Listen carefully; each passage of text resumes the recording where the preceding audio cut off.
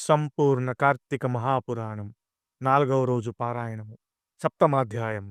ఓ జనక రాజేంద్ర, ఈ కార్తీక మాసంలో పుష్పార్చన, దీప విధి విధానాలను చెబుతాను విను.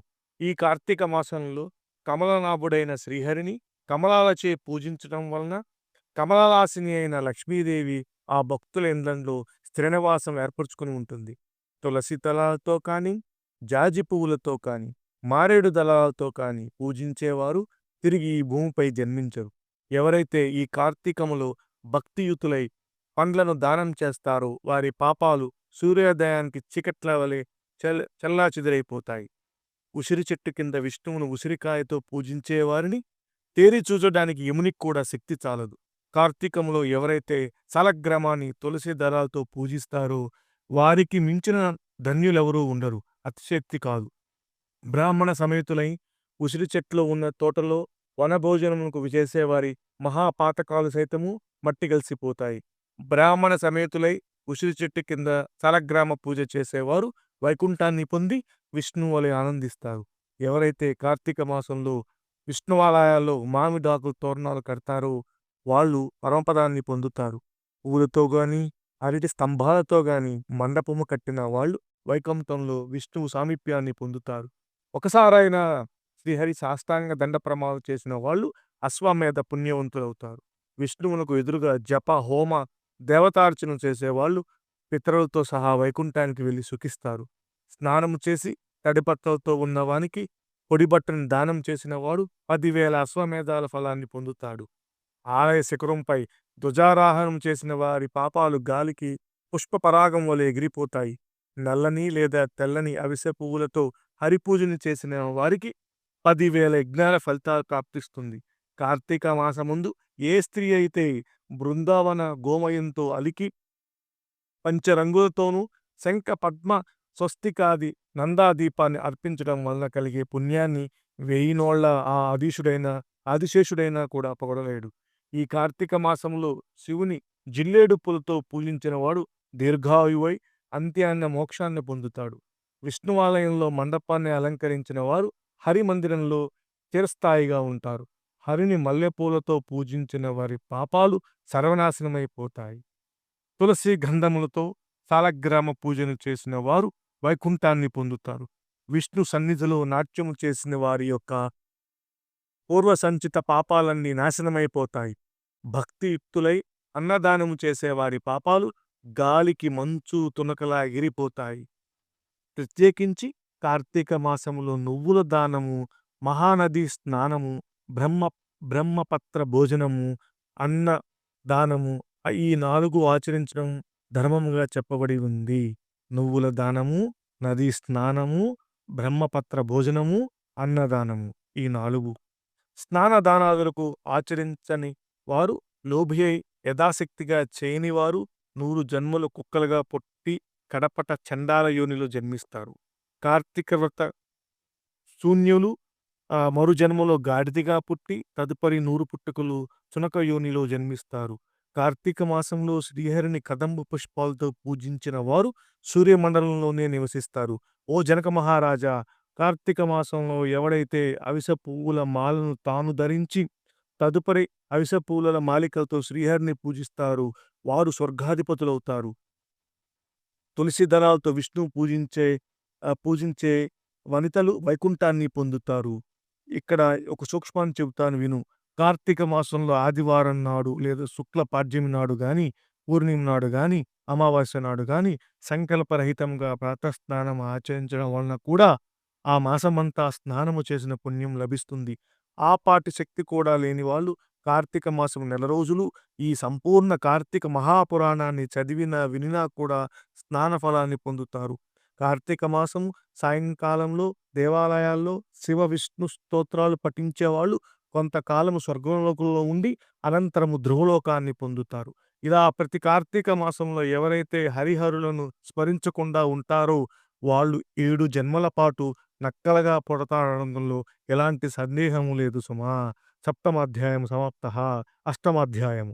వశిష్ఠుడు చెప్పిందంతా విని జనకుడు అడుగుతున్నాడు, మహర్షి, మీరు చెప్పినవన్నీ వినిన తరువాత నాకు సందేహం కలుగుతోంది. వర్ణ సంకర్యాది మహాపాపములు చేసిన దుర్జనులు వేదత్రయో కాలముల ప్రాయశ్చిత్తములు చేసుకున్నదే పరిశుద్ధులు కారు అని సమస్త ధర్మశాస్త్రాలను ఘోషిస్తుండగా కేవలము కార్తీక వతాచరణం ధర్మము చేతనే సమస్త పాపములు హరించుకుపోయి వైకుంఠాన్ని పొందుతారని చెప్పడంలో మర్మమేమిటి? అది ఎలా సంభవము? అత్యంత స్వల్పమైన పుణ్యము మాత్రము చేతనే గొప్ప గొప్ప పాపాలు ఎలా నశించిపోతాయి? గండ్ర గొడ్డలితో కూడా కోలనేయ సాధ్యము కాని మహాపర్వతాన్ని కేవలము కొన వ్రేలిగోటితో కూల్చడం సాధ్యమవుతుందా? అగ్ని దగ్ధమవుతున్న ఇంటిలో ఉన్నవాడు ఆ మంటపై పూరిచెడు నీళ్లు చల్లినంత మాత్రాన అగ్ని ప్రమాదం తొలగిపోతుందా? ఏ మహానది ప్రవాహంలో కొట్టుకుపోయే వారికి ఒక గట్టి పరక గట్టుకు చేర్చగలుగుతుందా? తనకు తానే కొండ చర్యల్లో ఏ లతాసూత్రాన్నే పట్టుకున్నంత మాత్రాన చేతనే నదీ పాతవేగాన్నుంచి రక్షించబడతాడా? వశిష్ఠ, ఈ విధమైన దుష్టంత్రాల రీత్యా మహాపాపులైన వాళ్ళు సహితము అతి స్వల్పంలో కార్తీక వ్రతాచరణ వలన పాపరహితులు పుణ్యాత్ములు ఎలా అవుతారు? వీటికి సమాధానం ఏమిటి? జనకుడి ప్రశ్నకు జ్ఞానహాసము చేస్తూ ఇలా చెప్పసాగాడు వశిష్ఠుడు. జనకుని ప్రశ్నకు వశిష్ఠుని జవాబు. వశిష్ఠ ఉవాచ: మంచి విమర్శ చేశావు మహారాజా, చెబుతాను విను. ధర్మాన్ని సూక్ష్మంగా చింతించాలే కాని స్థూల రూపాన్ని మాత్రము ఆలోచించకూడదు. అదీగాక వేదశాస్త్ర పురాణాలన్నీ కూడా అనేక ధర్మ సూక్ష్మాలను మనకు అందించాయి. ఆయా ధర్మసూత్రాల వలన కొన్ని పర్యాయాలు గొప్ప గొప్ప పుణ్యాలు స్వల్పమైనవిగాను, స్వల్ప పుణ్యాలు గొప్పవిగాను పరిణమిస్తున్నాయి. ధర్మాలన్నీ గుణత్రయము చేత కూడుకున్నవి. స్వల్ప సత్ఫలితాలను సిద్ధింపచేసుకుంటాయి.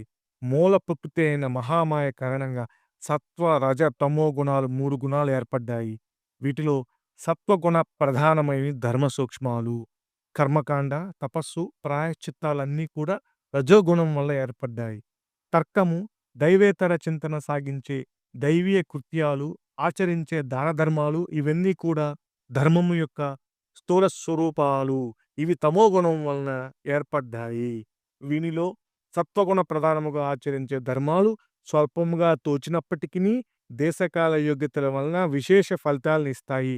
దేశము అంటే పుణ్యక్షేత్రం, కాలము అంటే పుణ్యకాలం, యోగ్యత అంటే పాత్రత. బ్రహ్మజ్ఞత కలవాళ్ళు ఈ మూడింటిని చింతించకుండా చేసే సర్వధర్మాలు తామసాలు. వీటి వలన పాపాలు నశించవు. కాబట్టి దేశకాల యోగ్యతలను విచారించి చేసేవే సత్వధర్మాలు. వీటిలో కొన్ని సమకూడి కొన్ని సమకూడక జరిపేవి రజోగుణ ధర్మాలని వేరే చెప్పనక్కర్లేదు కదా జనకరాజా. అన్నింటికీ కర్మమే మూలము. ఎవరి కర్మను బట్టి వారికి ఫలితాలుంటాయి. అయినప్పటికీ మనిషికి జ్ఞాన అనేది ఉన్నందువలన ఆచరించే ధర్మాలను పై మూడింటితో పోల్చుకొని ప్రయత్నపూర్వకంగానైనా ఆచరించాలి. ఈ విధంగా 3 కలిసి వచ్చినప్పుడు ఆచరించే ధర్మము అక్షయ ఫలితాన్నిస్తుంది.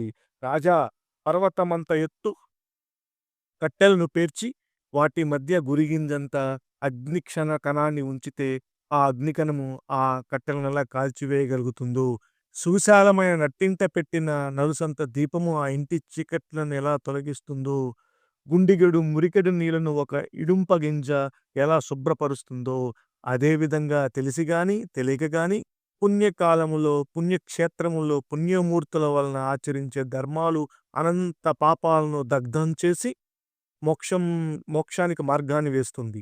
ఇందుకు ఉదాహరణగా ఒక కథ చెప్తాను విను. అజామీనోపాఖ్యాయం. బహుకాలం పూర్వం కన్యాక్షుబ్ధ క్షేత్రవాసి సార్థక నామధేయుడైన సత్యనిష్ఠుడనే బ్రాహ్మణునికి అజానిమీరుడనే కుమారుడు ఉండేవాడు. వాడు పరమ దురాచారుడు, దాసీ సాంగత్యమును హింసాప్రియుడిగా ఉండేవాడు. సాటి బ్రాహ్మణ గుహంలోని ఒకానొక దాసితో సాంగత్యం పెట్టుకొని తల్లిదండ్రులను మీరి ఆ దాసి దానితోనే భోజనము శయనాదులన్నిటినీ నివర్తిస్తూ కామాంధుడై వైదిక కర్మలన్నింటినీ విడిచిపెట్టి కేవలం కామస్తకుడై ప్రవర్తించసాగాడు. తద్వారా బంధువులంతా అతనిని వదిలివేశారు. కులము వాళ్ళు వెలివేశారు. అందువల్ల ఇల్లు వదిలిపెట్టి పోవలసి వచ్చిన ఆ అజామీనుడు చండాలపు వాడలను ఒకానొక దాసి దానితో కాపురం పెట్టి కుక్కలతోనూ మృగాలకు పుచ్చులు వేసి పట్టుకునే వృత్తిలో బతకజాయాడు. మధుమాంస సేవనాలోనుడై కాలమును గడపసాగాడు.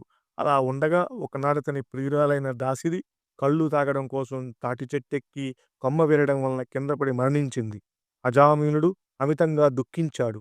అప్పటికే ఆ దాసి దానికి యవ్వనవతి అయిన కూతురు ఉంది. మహాపాపాత్ముడు, మహాకామాంధుడు అయిన ఆ అజామీలుడు అతని కూతురు వరసని కూడా తలుచకుండా ఆ పిల్లని వరించి ఆమెతోనే భోగాలు అనుభవించసాగాడు. కాముకుడైన అజామీనుడు తన కూతురి యందే అనేక మంది బిడ్డలను పొందాడు. కానీ వాళ్ళందరూ కూడా పసికందులుగా కడతెరిపోగా, కడకు పుట్టిన మిగిలిన బిడ్డకు నారాయణ అని నామకరణం చేసి అత్యధిక ప్రేమతో పెంచుకోసాగాడు. తాను తింటున్నా, నిద్రిస్తున్నా, ఏమి చేస్తున్నా సరే సతతం అతన్నే స్మరించుకుంటూ నారాయణ, నారాయణ, నారాయణ అని పిలుచుకుంటూ తన్మయుడవుతూ ఉండేవాడు. కాలము గడిచి అజామీనుడు కాలం చేసే సమయం ఆసన్నమైంది. అతడిని జీవుడిని తీసుకుపోయేందుకు ఎర్రని గడ్డములు, మీసములు కలిగిన చేత దండపాశాలను ధరించిన భయంకర రూపులైన యమదూతలు వచ్చారు. వారిని చూస్తుండగానే గడగడలాడిపోయిన అజామీనుడు ఆ ప్రాణావసాన వేళ కూడా పుత్రవాత్సల్యాన్ని విరమించుకోలేక ఎక్కడో దూరంగా స్నేహితులతో ఆటలలో మునిగి ఉన్న నారాయణు కోసమై నారాయణ, ఓ నారాయణ, తండ్రి నారాయణ అని పలుమార్లు పిలవసాగాడు. ఆ పిలుపు అతని కొడుకు వినపడలేదు కానీ అతను రానూ లేదు. కానీ చెరుకు వచ్చిన యమదూతలు ఆ నారాయణ నామస్మరణ విని వెనుకకు జంకారు. అదే సమయంలో అక్కడ ఆవిష్కృతులైన విష్ణుదూతలు, "ఓ యమదూతలారా, అడ్డు తొలగండి. ఇతడు మాచే పోబడిన వాడే కానీ మీరు తీసుకుని వెళ్ళదగిన వాడు కాదు" అని హెచ్చరించాడు. వికసిత పద్మాల వలె విశాలమైన నేత్రాలు కలిగిన వాళ్ళు, పద్మమాలాంబర ఆహ్, వ పద్మమాలాంబర వసనులు అయిన ఆ పవిత్ర విష్ణు పారిషాదులను చూసి విభ్రాంతులైన యమదూతలు, "అయ్యా, మీరెవరు? యక్ష గంధర్వ సిద్ధ చారణ కిన్నెర విద్యాధరులో ఏ తెగ చెందినవారు? మా ప్రభువైన యమధర్మరాజు మాకు విధించిన ధర్మమురీత్యా తీసుకొని వెళ్ళనున్న ఈ జీవుణ్ణి మీరెందుకు తీసుకొని వెళ్తున్నారు అని అడగడంతో విష్ణుదూతులు ఇలా చెప్పసాగారు. ఏవం స్కాంద పురాణాంకత కార్తీక మహత్యే సప్తమాష్టమాధ్యాయం సమాప్తము. 4వ రోజు పారాయణము సమాప్తము. నమః పార్వతీపతే హర హర మహాదేవ.